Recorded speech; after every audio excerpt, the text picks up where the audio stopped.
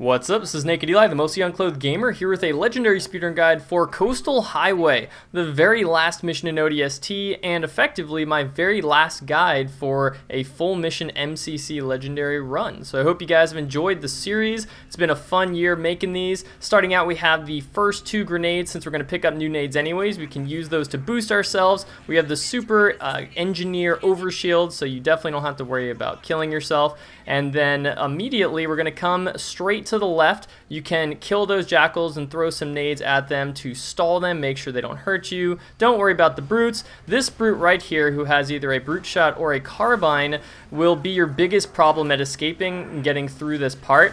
Sometimes the jackals that you didn't kill will run on up and be jerks like that. We all hate jackals, and so what we do is we throw another nade at them if need be, and we keep on running. Now here, you want to turn around as you're halfway past that car, and then as you get over that corner, turn, and you magically transport Virgil and Buck and Dare all the way here. Buck right there, he was having a little pink tutu from all the needles, and even though it says the engineer is getting really hurt and they're trying to kill him, I've never done this intro and made it myself with Virgil dying.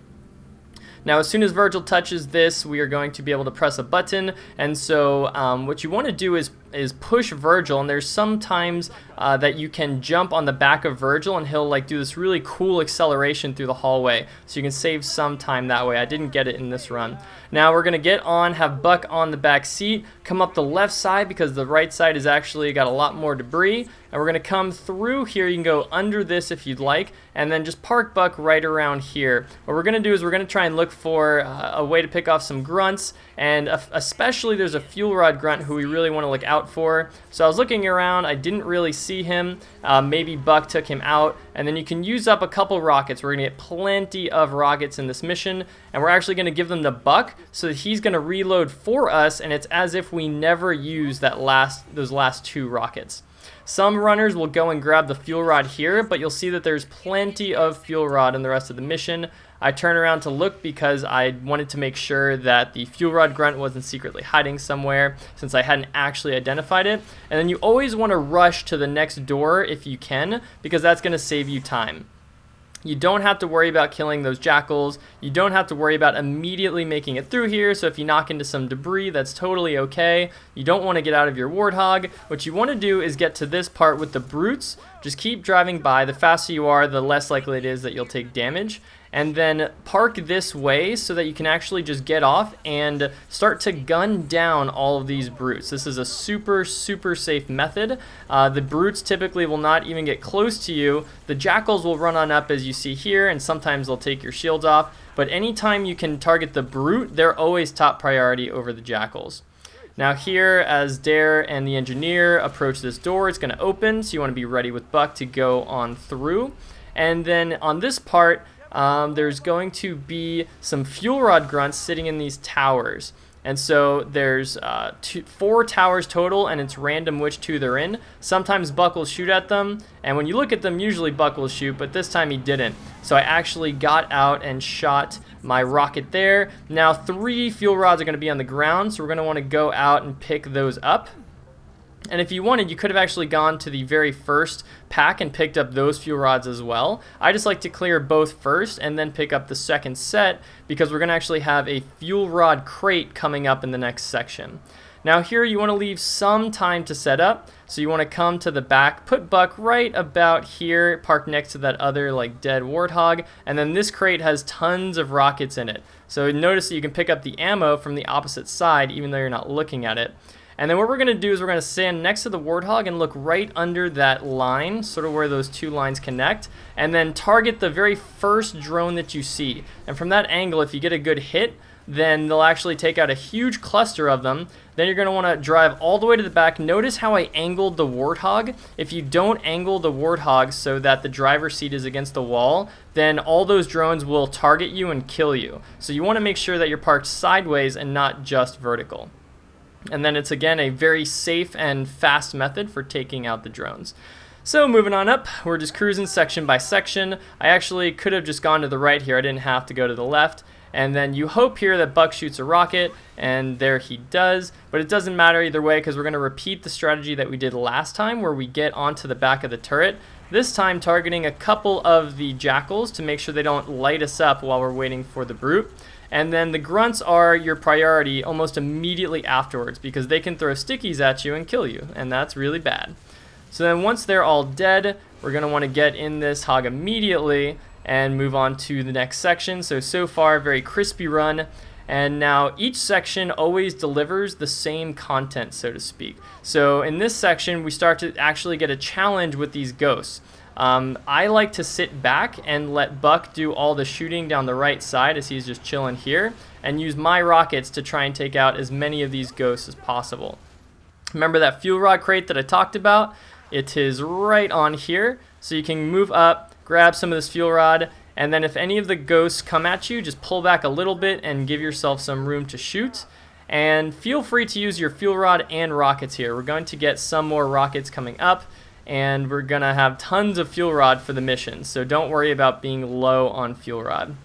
And by the way, you notice that the Warthog still hasn't exploded, even though lots of stuff's been shooting at it. So that's basically because if Buck is in the Warthog, then he's invincible, so the Warthog is invincible. Right there, I could have shaved probably a second or two if I had gotten in to this section slightly earlier, but that's no biggie. And then here, since Buck has the rocket launcher and he was sitting in the other side seat, he actually wants to go get in the side seat of the Goshawk, which is really bad, because the Goshawk is beast mode and it helps him take out not only the ghosts faster on the ground, but also the banshees in the sky. So we want Buck in that seat, and you want to make sure that he's there ASAP. And the thing about this mission is you have to go at the pace of Dare and the Engineer, so you really don't want to be slow. You want to do everything super crispy, super fast, and so hopefully in this guide I'm showing you some really efficient ways. I think they're very simple and easy to do.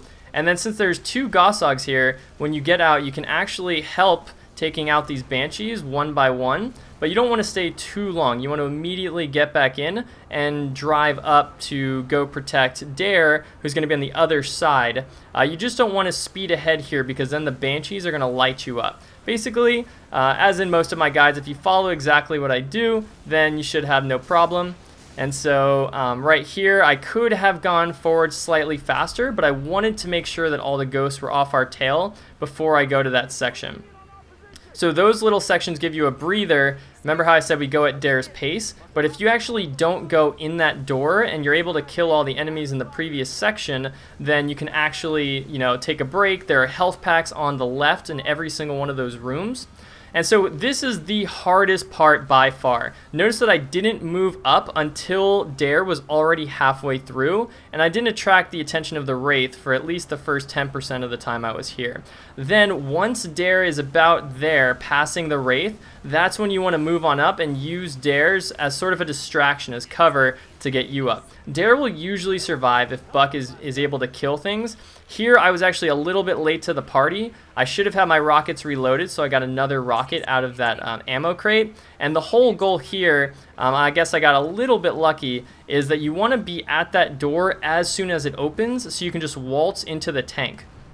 So if I had left about 5 seconds earlier to go up while everything was shooting at Dare, then I could have gotten in the tank 5 seconds sooner and 100% guaranteed that Dare didn't die. But we did such a good job taking out the Banshees earlier, and I guess enough things didn't destroy the Engineer that we survived and we made it through the hardest part. So if you die in that part, don't worry, just take it a little bit slow at the beginning and then try to get those rockets, which are going to be crucial for the end of the mission, and then definitely want to be at that door with the Goshawk or just walking as the door opens so you can get the tank. So here on this part, you definitely want to worry about yourself dying more than Dare. The last section, because it had a Wraith, was where you really wanted to worry about it. But in this section, you want to take your time taking out the Banshees. If you push up and all 4 target you, you're pretty much toast. And I find that the Banshees actually do more damage with their blue gun than the Ghosts. So I at least think it's important to kill them. I could have actually killed that shade turret a lot sooner, and I probably should have. So if I could make one amendment to this guide, then it would be to shoot that thing first. Now notice that Buck loads up on the left side, and so we didn't have to worry about going back and picking him up. He's just going to hop on, and then we have rockets on our tank. And so on this part, 4 phantoms are going to slip on by, and our whole goal is to destroy them before they make it to the next section. So right here, we're going to try and target the front right engine. I did a terrible job, missed a ton of times, but it's not actually that easy driving backwards and targeting from that much of a distance to hit those engines. So right here you see that right as it's about to die, the engine disappears, like the little blue lights on it, and then when you hit it one more time, the whole thing explodes. And so once we make it to the door, then we're okay to stall and slow a little bit. Besides, also, if you're ahead of Dare, you have some time to chillax and wait. And so then finally we're going to get here and target this final 4th phantom. What this does, by the way, is you see how it's carrying 2 ghosts? And notice how, by the way, I'm also shooting slightly in front, predicting where it will be, and then shooting the salvo where it will be at that point in time. So by doing that, I have essentially cut every single enemy that would have been on this part of the highway for free. For freezies, because I actually could have just killed all the phantoms beforehand. And it's fun, by the way. It's like a little mini game. I enjoy it every time I do this run. And so that makes this part a breeze. We have nothing but those 2 shade turrets, which are definitely not going to kill Dare and the Engineer. Now, if you've been looking at the timer on the top right, notice how I am my own rival. I was showing you guys how I had run this mission, I think, once before, and my time was some absurdly high number. And so I wanted to show you, compared to speedrunning it with actually good strategies rather than just like chilling. I think I went through with my girlfriend once, and we had a lot of fun trying out different strategies and like goofing around, and it took us a long time to get past that really hard Banshee part. So I wasn't too concerned about like getting a really fast time. But here I wanted to show you guys how we could get a sub 20-minute run using strats that are relatively safe and consistent, and yet super fast, as is my style. So here we have all these brutes. You can take this part really, really slow if you find that you've been dying a lot on it. Typically, you want to worry about power drains so that all the brutes don't stick you like as you're sitting still. And then the one big mega threat was that guy on the front right who has the fuel rod gun. He's going to kill you probably more than anybody else here. And so if you have to take your time, try not to get caught on this giant tank thing, and then try not to get stuck. The only other thing that can kill you besides the fuel rod gun is stickies from those brutes. And pretty much never, if you kill the fuel rod guy, Dare won't die. So that's why the fuel rod guy is definitely your #1 priority. So now we're moving down the highway. We have made it past every single section with the enemies. You'll always remember that that last section with the fuel rod brute and all the enemies is the last time that you need the tank. So here, we actually just need to get in the Warthog, but I wanted to have some funsies driving the Scorpion up into the gravity lift. So now we want to turn around, we want to finally get in this Warthog, and this is going to allow us to move Buck quicker into the final section. So just beep your brains out until Buck gets in, and then the Scarab is going to light up Dare and the Engineer, and we're just going to waltz on through to the end. If you stayed in the tank, you obviously could go to the end of the mission just fine. It would just be slightly slower and a waste of time because we had that huge time save, or segment of time where we were just chilling in the tank, and so there's some easy time save to be had just by cruising in this Warthog. So Dare has a little dialogue there where they're like, oh, we got shot by the Scarab, you go ahead, we'll catch up. And so now we cruise on through with Buck. We want to get out onto this platform, and then this is the final section, which actually culminates in a very cool battle with waves upon waves upon waves of phantoms and all sorts of enemies. So here we are going to try and target 2 fuel rod shots very quickly. There's 2 pillars there, and the grunts are in one of 4 random spots as far as I know. So you just look for where the 2 of them are and shoot 2 fuel rods back to back so that they hit them instantly, which will start the dialogue for Dare and the Engineer to come in slightly faster, I believe. And so here we are going to give Dare our fuel rod, and she's going to hold on to it nice and safe for the end of the mission. And then remember I said at the very beginning how you could like jump on the engineer Virgil in a certain way, and he would like fling forward, or he, she, I don't think it has a gender. The engineer, the floating sack of gas. If you jump on it, then it should propel forward. But in this case, the engineer did not listen. So on this point, you also could pick up, if you don't like using the pistol, then you could pick up a carbine. It's probably in your best bet actually, because the carbine rips the shields of all these enemies quicker. So here we go. We're going to launch 2 grenades right here back to back. And then that's going to take out a ton of enemies, at least the shield of the brute, who you can then pistol in the face. I like the pistol because it has much more accurate headshots. And then sometimes the Mauler brutes will come after you, and the rest of the brutes will run up the middle. So you want to use this angle down here, safe cover, to shoot all the guys in the middle. And notice that there's also that gold brute with the carbine. He's also a big threat in this version of the battle. He got distracted and ran forward, and now you're behind enemy lines. So here I was trying to get a big sticky off, and then you want to go and pick up the fuel rod in the middle from the fuel rod guy who you killed earlier. Just some more explosives to help you out. So once all those enemies are dead, then you want to come here, and I wanted to give Dare these rockets so that she could start shooting rockets at the enemies, but she had a fuel rod, so there's a plasma pistol right there that you can use, and now I have all of the fuel rod ammo. Remember how I said you don't have to worry about using up the fuel rod because there's tons of fuel rod in this mission, but you do want to save enough until this point. Now here I like to shoot a rocket down the middle and then over onto the side. This time a bunch of enemies didn't come through, but I got 5 with those rockets, so that's a pretty good deal. Now here it's basically a game of guarding the stairs, because the only way the snipers can set up is if they go through these stairs on the left and the right. And you don't want to be out in the open in the early stages of this battle, because then you could get decimated by not only the snipers but also by the carbiners.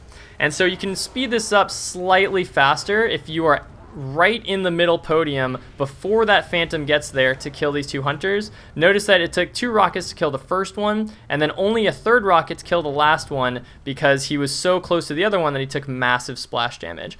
Now there I was looking to check to see if any of the snipers had set up, and it turns out that they hadn't. And so what we're going to do is we're going to now grab that fuel rod, give Buck my rockets, and remember how we gave him full rockets at the beginning of the mission? We had like he did the reload on 4, which gave us 6 again. So we now have 8 rockets total with 6 in the chamber, and this is going to allow us to clean up the final wave of phantoms very quickly. So there's essentially 3 waves, with the first wave being the initial drop, the second wave being the enemies, followed by the hunters, and then this one, look at how many brutes we have. So I got a kill tack with the first 2 rockets, and then here I'm going to use my fuel rod to take out this guy. I could have actually reloaded my rockets in this time period before he landed, which is what I should have done to speed this up slightly. And I was just looking out to make sure that there were no other brutes. But I wanted to have my fuel rod out also, because if a brute is super close to me, then the rockets can actually kill you. So you only want to use rockets when you're from a far distance. As you get closer, notice how this guy rushes me. If I had rockets, I could have accidentally killed myself. And so the hardest thing with speeding up the end of this run, and why it's kind of luck-based, is because there's a whole bunch, I think 5 or 6 jump pack brutes on the other side of that huge pack that we killed where I got the kill tack. And you can't really focus everybody all at the same time.